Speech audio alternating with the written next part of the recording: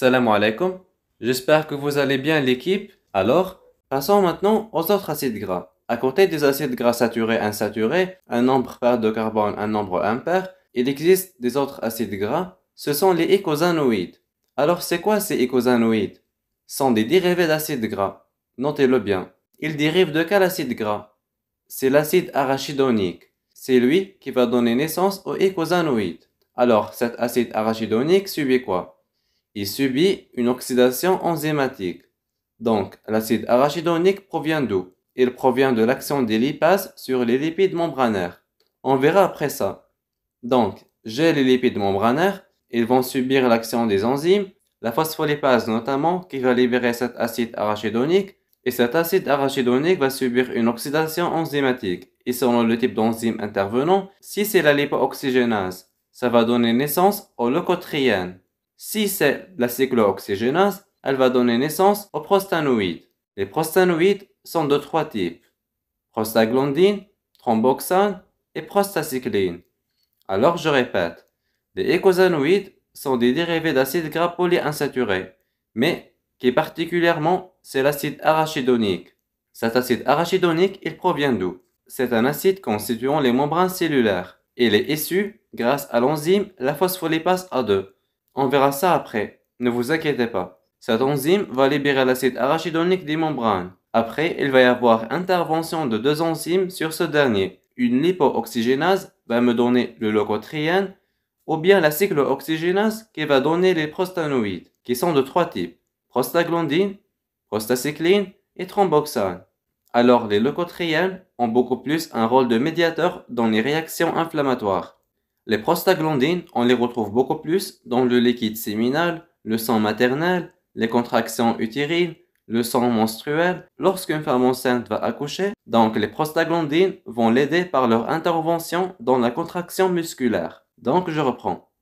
Les icosanoïdes sont des dérivés d'acides gras polyinsaturés, spécialement l'acide arachidonique, qui subit une oxydation enzymatique. Deux types d'enzymes: une lipooxygénase qui va nous donner naissance au leucotriène, ou bien la cyclooxygénase qui va nous donner les prostanoïdes, qui sont de trois types: prostaglandine, thromboxane et prostacycline. Donc là, j'ai donné des exemples d'icosanoïdes. J'ai pris les leucotriènes et un prostaglandine. On va commencer par les prostaglandines. Je suis en train de vous montrer, de vous prouver qu'ils dérivent des acides, de l'acide arachidonique. L'acide arachidonique, c'est un C20, n'est-ce pas? C'est un 20 carbone. Qu'est-ce qu'il possède aussi? Il possède deux oxygènes. Attention, celle-ci est une structure d'un des prostaglandines, car les prostaglandines se divisent en plusieurs types, et les leucotriènes sont plusieurs types, avec des structures un peu différentes. Voici la structure d'un prostaglandine. Ils possèdent tous un noyau cyclopentane par rapport aux leucotriènes. Donc, on trouve tous les prostaglandines. Comme j'avais dit tout à l'heure, retrouvés dans le liquide séminal, sang maternel et sang menstruel. Et maintenant, voici une des structures de leucotriènes. Possédant des hydroxyles, sont les médiateurs dans les réactions inflammatoires. C'est juste des exemples que je vous donne. Je vous demande pas de les apprendre par cœur. Qu'est-ce que je veux que vous reteniez dans les icosanoïdes? Mettez en tête juste que les icosanoïdes sont des dérivés d'acides gras comme pour les dérivés des oses. Souvenez-vous, on avait vu les osamines N-acétylés. Donc les icosanoïdes sont des dérivés d'acide arachidonique qui subit une oxydation enzymatique. Nous avons deux types, et chacun donné par deux enzymes différentes. Voilà, ne vous cassez pas trop la tête avec eux. Alors, d'autres acides gras. Toujours, on a les icosanoïdes. On a les acides gras hydroxylés ou méthylés. Qu'est-ce que ça veut dire? Il y a des acides gras qui possèdent des hydroxyles. Par exemple, voilà un acide gras avec une fonction hydroxyle. Il y a d'autres qui possèdent une fonction méthyle, sous le nom d'acide gras méthylé. Ou bien il y a ceux qui possèdent à la fois l'hydroxyle et le méthyle. Les autres acides gras, toujours en continu. Nous avons les acides gras à nombre impair de carbone. Ils sont rares, mais existent. Par exemple, le C5 2.0, c'est-à-dire un acide gras saturé avec 5 carbones.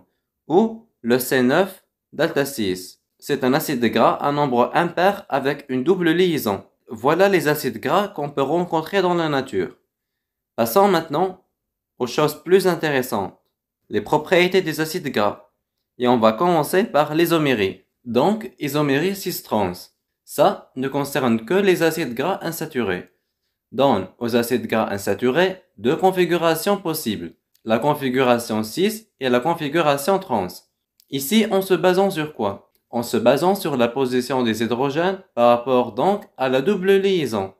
Si les hydrogènes se trouvent du même côté, on parle de la configuration cis. Si ces hydrogènes se trouvent du côté opposé, on parle alors de la configuration trans. D'accord? Donc, à cause de la double liaison, nous avons deux types de configurations selon la position des hydrogènes de cette double liaison. La configuration cis, les hydrogènes sont de même côté, et la configuration trans, les hydrogènes sont du côté opposé. D'accord? On remarque, et je l'ai mis là, les acides gras naturels sont cis. Une remarque très importante. On travaillera avec lorsqu'on fera la partie métabolique. Ne l'oubliez pas. Les acides gras naturels ont la configuration cis. On va voir pourquoi. Qu'est-ce qui a fait? Pourquoi le bon Dieu a fait que la configuration cis est privilégiée par rapport à la configuration trans? D'accord? Suivez avec moi. Regardez la molécule A.